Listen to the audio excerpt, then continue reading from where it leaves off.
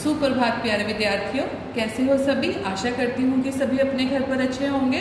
तो आज हम करते हैं हमारे हिंदी लिटरेचर का चैप्टर 2 पार्ट 2 पर। उसका नाम बताने से पहले मैं आपको एक चित्र दिखाना चाहूंगी। आइए देखिए। अभी आपको जो चित्र दिखाई दिया आपको समझ आ गई होगी कि किसके बारे में है ये चैप्टर हमारा। कौन था वो?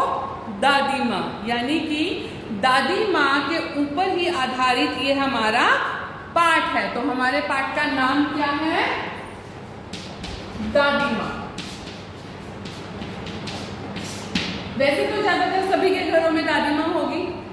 कौन सबसे ज्यादा अपनी दादी माँ को प्यार करता है? वैसे सारे प्यार करते हैं, क्योंकि दादी माँ घर से सबसे ज्यादा प्यार करती है। मम्मी पापा की डांट से बचाती है, बाहर की चीजें भी दिलाती है हमें, है ना। तो हमें हर चीज में मदद करती है हमारी दादी माँ, यानी कि एक तरह की आपकी दोस्त है दादी माँ। तो ये दादी माँ से रिलेटेड हमारा जो चैप्टर है उसके बारे में मैं आपको बताना चाहूंगी कि जो दादी माँ है, अगर वो हमारे साथ प्यार से खेलती हैं, हमारी हर बात मानती हैं, पर आपने ये चीज देखा होगा कि पूरे घर में हुक्म भी किसका चलता है? दादी माँ का चलता है। घर में कोई भी बीमार हो जाए सबसे पहले दादी माँ परेशान होती है। इसको ये दवाई दे दो, उसको वो दवाई दे दो, घर में शादी है तुम ये कर लो, तुम वो कर लो। मतलब अगर वो घर में सबसे बड़ी हैं तो वो हमें हर काम करने का तरीका लाइजा बताती हैं। तो दादी माँ होना हमारे लिए घर में बहुत ही एक भगवान के आशीर्वाद की तरह है। हमें अपनी दादी माँ से प्यार भी करना चाहिए, उनका आदर सत्कार भी करना चाहिए और उनके साथ खेलना भी चाहिए। तो चलिए आइए पढ़ते हैं हम अपने चैप्टर को। आइए तो चलिए पढ़ते हैं हम अपनी दादी माँ के बारे में। लेखक की एक कमजोरी है, यानी कि जो इसको लिखने वाला है लेखक, वो बता रहा है कि उसकी एक कमजोरी है। कौन है वो? शिव प्रसाद सिंह। और बताने जा रहे हैं कि मेरी एक कमजोरी है, जरा सी कठिनाई आने पर उसे उस घर वालों की याद सतानी शुरू हो जाती है। यानी कि लेखक बता रहा है जब मुझे कोई भी कठिनाई आती है तो मुझे सबसे पहले अपना परिवार याद आता है। लेखक का दादी माँ से गहरा लगाव रहा है, यानी कि जो लेखक है उनकी दादी माँ थी, उनसे उनका बड़ा प्यार था। आज अचानक उनकी मृत्यु की खबर सुनकर हैरान हो गए और बचपन से लेकर अब तक दादी के साथ बिताए लम्हे उनकी आंखों में घूम जाते हैं। यानी कि उनकी दादी के साथ जो उन्होंने अपना टाइम स्पेंड किया है वो उनको याद आना शुरू हो जाता है। क्यों? क्योंकि उनकी दादी की मृत्यु हो गई है। क्वार के दिन और चारों ओर पानी ही पानी का हिलोरे लेना, मोथा और साई की अधगली घासें तथा तरह तरह की बरसाती घासें विचित्र गंध छोड़ती हुई पानी में बहना और झाग वाले पानी में भरे तालाब में बच्चों का नहाना, यह सब लेखक को याद आने लगा। इसी पानी में लेखक भी एक बार नहाकर बीमार पड़ गया। दादी दिन रात उसकी चारपाई के पास बैठी रहती। मैंने बताया ना, अगर घर में कोई भी बीमार होता है तो सबसे ज्यादा परेशान दादी ही होती है। सारी रात नहीं सो पाती, बार बार उठ उठ के चेक करती है उसको कि कोई परेशानी तो नहीं, उसको पानी तो नहीं चाहिए, फीवर तेज तो नहीं हो गया।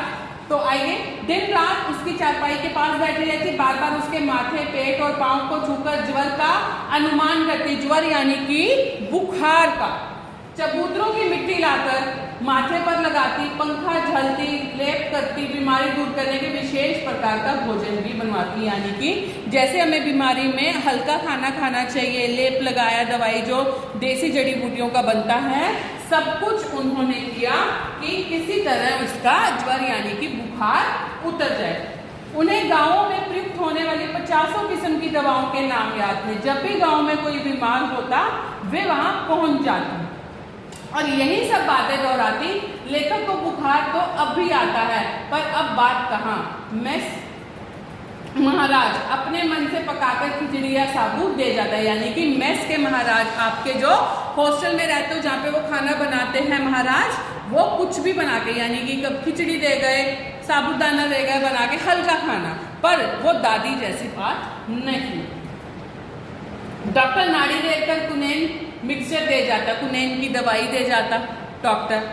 लेखक ने बड़े भाई किशन भैया की शादी के मौके पर दादी का उत्साह देखते ही बनता था। उन्होंने घर को सिर पर उठा लिया था, यानी कि जब घर में शादी का भी माहौल था तब भी दादी ने सबको खिला रखा था वह सारा काम अपने हाथों से करती थी, यानी कि वो हर काम बताती थी शादी के समय में आप लोग को कौन सा काम किस तरीके से कैसे करना है। एक दिन लेखक ने दादी माँ को सूद के पैसों के लिए रामी की चाची धनों पर कठोरता पूर्वक बिगड़ते हुए देखा, यानी कि उन्होंने अपनी दादी को गुस्से में भी देखा, कैसे जो उनके किराए पर रहते थे उनको भी पैसों के लिए डांट फटकार कैसे लगा रही थी। देखिए एक दिन लेखक ने देखा वे उससे अपने रुपए ब्याज सहित मांग रही थी, यानी कि जो किराए पर उनके रहते थे उसने उनको पैसे जो समय पर नहीं दिए थे। वे आंखों से आंसू लिए दादी माँ से मिन्नतें कर रही थी, उनकी बेटी की शादी है, पर दादी अपने पैसे छोड़ने पर राजी नहीं थी।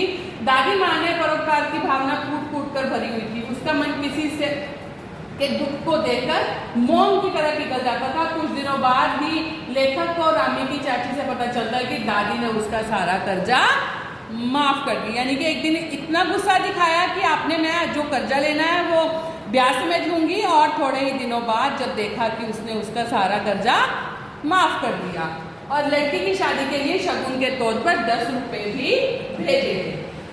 इससे स्पष्ट होता है कि दादी परोपकारी होने के साथ साथ ऊपर से कठोर लेकिन भीतर से अत्यंत कोमल स्वभाव की थी, यानी कि अगर वो डांटती थी तो अंदर से प्यार भी बहुत करती थी। किशन भैया की शादी में 4 दिन पहले से ही घर में गीत गाने लगे थे। लेखक बीमार होने के कारण बारात में ना जा सका।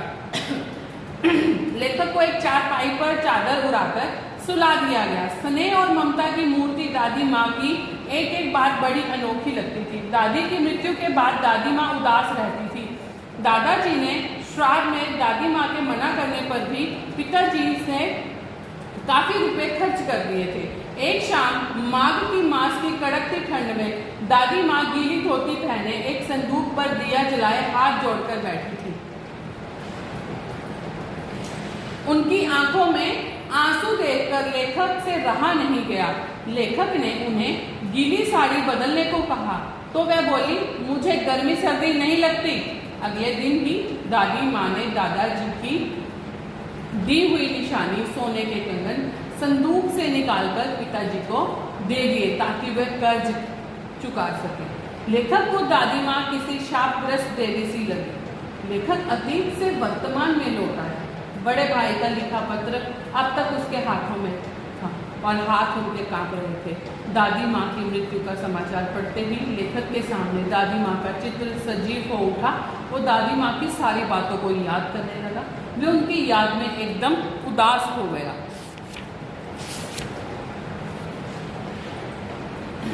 तो इसमें लेखक कहता है कि मैं अब अपनी दादी माँ के बिना नहीं रह सकता। क्या वो पत्र पढ़कर वो सच में पूछना चाहता है कि मेरी दादी माँ सच में मर गई है? तो बहुत ही ये एक रोमांचक और अच्छा आपका चैप्टर था। तो इससे हमें पता चलता है हमें अपनी दादी से, घर में बड़ों से, सभी से ही प्यार करना चाहिए और उनके साथ ज़्यादा से ज़्यादा समय व्यतीत करना चाहिए।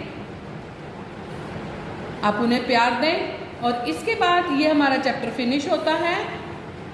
इसके बाद सबसे पहले हम चित्र बनाएंगे। चित्र बनाने के बाद हम कठिन शब्द, वाक्य बनाओ और क्वेश्चन आंसर्स करेंगे। और इसके साथ आपकी एक गतिविधि कार्य भी है, आप अपनी दादी माँ के ऊपर निबंध भी लिखोगे। आप अपनी दादी माँ के साथ कितना टाइम स्पेंड करते हो।